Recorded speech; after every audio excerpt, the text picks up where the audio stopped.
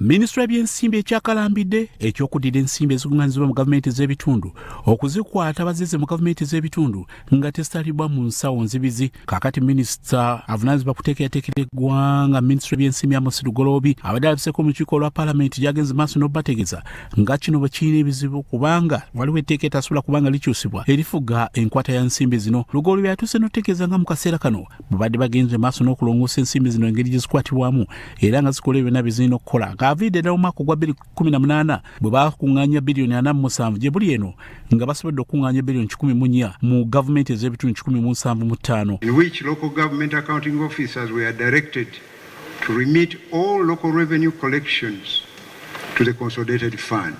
Minisita abadde alabiseeko ne bakola emirimu egimu akola guno na guli Henry Musaasizi era ono ng'avuddeyo n'ategeeza paalamenti nga mu kaseera kano bwe batuuse okulongoosa embeera nga gavumenti ez'ebitundu tezikyalwawo kufuna nsimbi kuva mu gavumenti ya wakati. This process is premised on the principle of transparency, accountability and efficiency in the management of all revenues and expenditures for effective service delivery. The information I want to give you, Honourable Minister, regarding this matter is that the issue of local governments collecting and spending revenue from at source is anchored within the Constitution. Honourable Minister, in conclusion, are you going to implement the resolution as urged by the House or not? I did mention that there are implications, and because of those implications, we are constrained. And I indicated the 3 implications. And one of them indicated there are legal issues.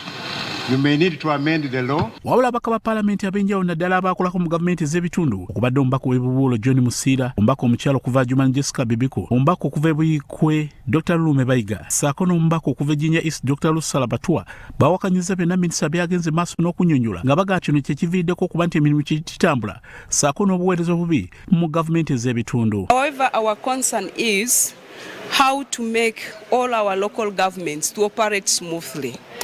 If there are obstacles which we cannot remove now, let them ensure that the district local governments get their monies timely, commensurate to what they deliver.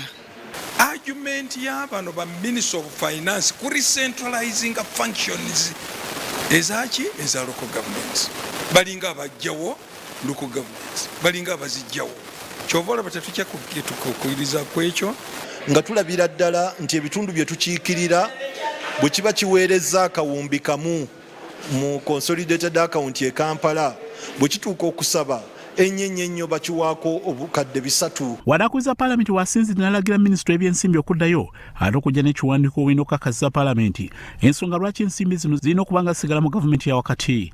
Kati MPs kye baagala kitweraliikirira weeru kyanguwa nti abantu sente bazikuŋŋaanya ne babeera nazo ne bazikozesa bye baagala. N'ekirina obuzibu nti accountability eba nafu nnyo.